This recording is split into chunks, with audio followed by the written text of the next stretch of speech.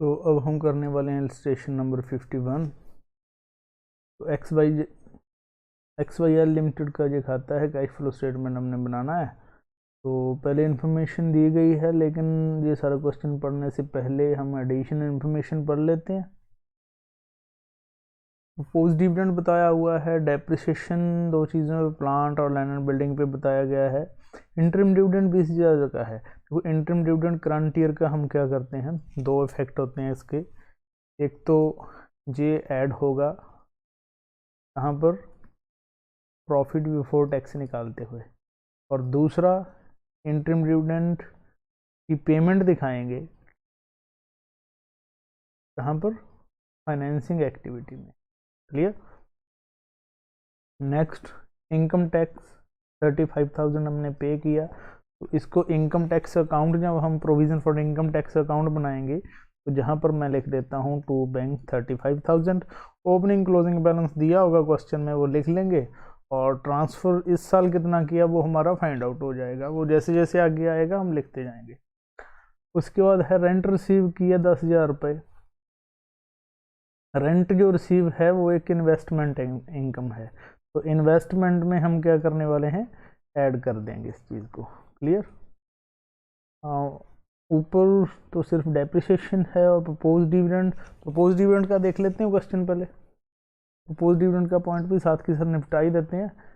पिछले साल 42,000 था, 50,000 है। तो इस 50,000 को तो हमने क्या मानना है, इस साल का प्रोविज़न, सॉरी करंट ईयर वाले के तो इफेक्ट ही नहीं आता प्रपोज डिविडेंड का। पिछले साल का जो होता है प्रपोज डिविडेंड, वो इस साल ही हमने अप्रूव किया होता है और इसी साल पेमेंट की होती है।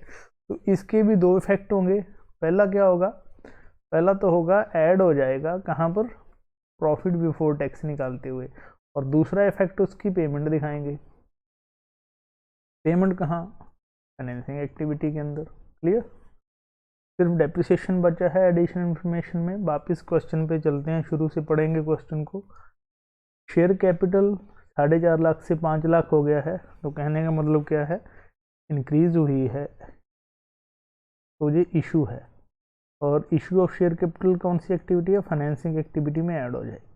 Reserve and surplus 1 number point में देखेंगे। ट्रेड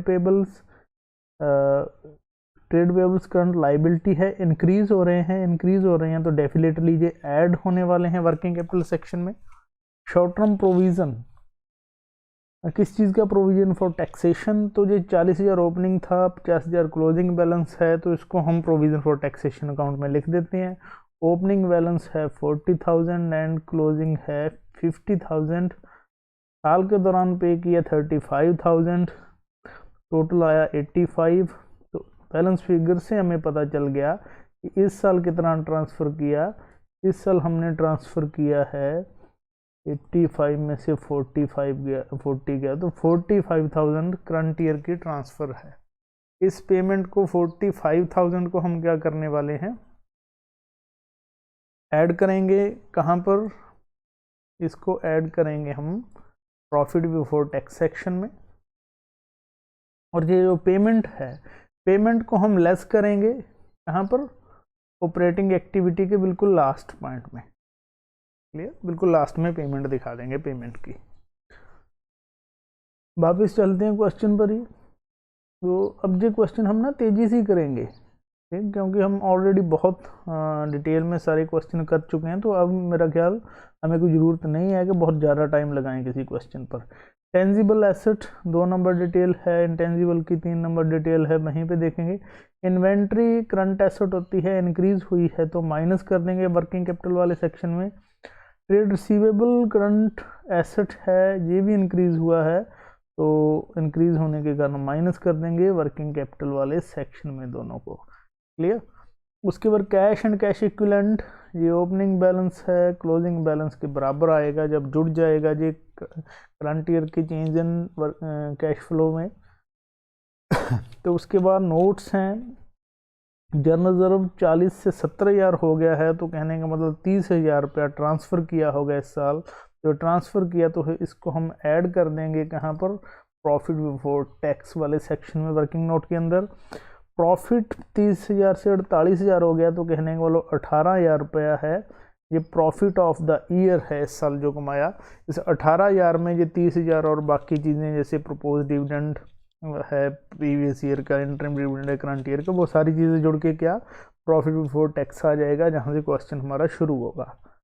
उसके बाद है tangible asset, land and building 2 lakh से सिर्फ 1,70,000 रह गया है। तो ये हम खाता बना के देख लेंगे, बुक के अंदर से देख लेंगे, ठीक है।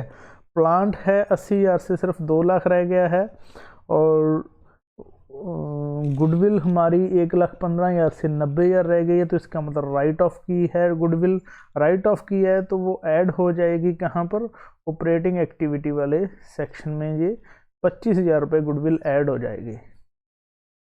उसके बाद ये हमने कर ही लिया सारा, रह गया सिर्फ डेप्रिसिएशन 10,000 रुपये तो है प्लांट पर, और 20,000 रुपये है लैंड एंड बिल्डिंग के ऊपर।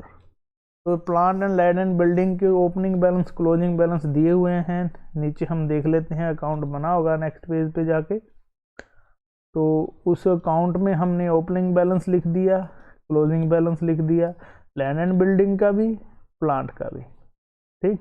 जितना जितना डेप्रिसिएशन लगा वो डेप्रिसिएशन हमने क्रेडिट करके माइनस कर दिया। तो बाकी जो बैलेंस बचेगा, जैसे बैलेंस फिगर इस चीज़ से प्लांट का हमें पता चला कि 1,30,000 क्या है, परचेज है, और इसमें तो ऑलरेडी ये साइड फालतू बन रही है, दूसरी साइड कम हो रही है, तो ये 10,000 का जो गैप है वो हमें पता चल गया कि ये सेल है बैलेंस फिगर से। दोनों चीज़ें बैलेंस फिगर से पता चली।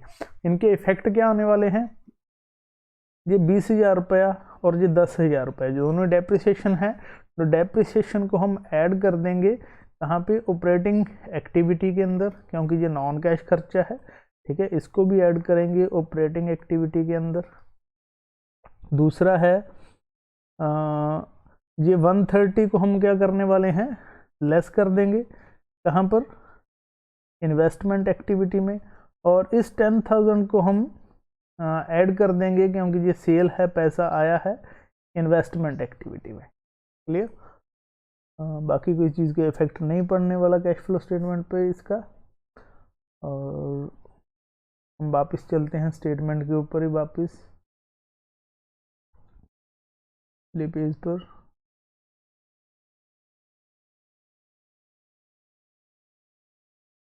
जनरल ये गुडविल वगैरह हमने कर ही लिया सारा, बिल्कुल क्वेश्चन हो ही गया है। बिल्कुल क्वेश्चन हमारा हो गया है, ठीक है। हमारा वर्किंग नोट में हमने 1,55,000 निकल आएगा हमारा प्रॉफिट बिफोर टैक्स। उसके बाद डेप्रिसिएशन, गुडविल, नॉन ऑपरेटिंग और नॉन कैश खर्चे हमने ऐड कर दिए। रेंट रिसीव हुआ है, ये इन्वेस्टिंग एक्टिविटी थी, तो इन्वेस्टिंग एक्टिविटी में आएगा तो यहाँ पर माइनस हो जाएगा। इसके अलावा वर्किंग कैपिटल वाले ही आइटम्स प्लस माइनस हो जाएंगी। इसके अलावा लास्ट में इनकम टैक्स पे जो हमने 35,000 पे किया था, और sale of building, purchase of plant, rent receive. ये देखो जो ऊपर हमने 10,000 रुपये जहाँ से माइनस किया था, ये 10,000 रुपये नीचे आ गया है। पेमेंट जो रेंट रिसीव हुआ है एज इन्वेस्टिंग एक्टिविटी हमने दिखा दिया। इशू ऑफ कैपिटल, ठीक है। प्रपोज डिविडेंड पिछले साल की पेमेंट, और इंटरिम डिविडेंड करंट ईयर का, ये सारी चीज़ों का हमने प्लस किया ABC। तो पता चल गया कि नेट कैश कितना इस साल यूज़ हुआ, वो आ गया 7,000। उसको ओपनिंग बैलेंस में जोड़ किया तो क्लोजिंग बैलेंस जो 18,000 रुपये के बराबर आ जाएगा। ये प्रॉफिट बिफोर टैक्स की कैलकुलेशन है, ये हम देख सकते हैं 18,000 इस साल का प्रॉफिट था। पिछले साल का प्रपोज डिविडेंड ऐड किया, इस साल का इंटरिम डिविडेंड, जनरल रिजर्व में ट्रांसफ़र, प्रोविज़न जो हमने 45,000 इस अकाउंट से बना के जो फाइंड आउट किया था वो हमारा यहाँ पर आ गया है। और उसके बाद लैंड एंड बिल्डिंग हमने देख ही लिया, प्लांट अकाउंट देख लिया, प्रोविज़न मैंने आपको बना के दिखा दिया, रेंट रिसीव ऑलरेडी हम कर चुके हैं। तो ये क्वेश्चन भी हमारा कंप्लीट हो गया है। नेक्स्ट है 52, तो वो नेक्स्ट वीडियो में देखेंगे। Thank you.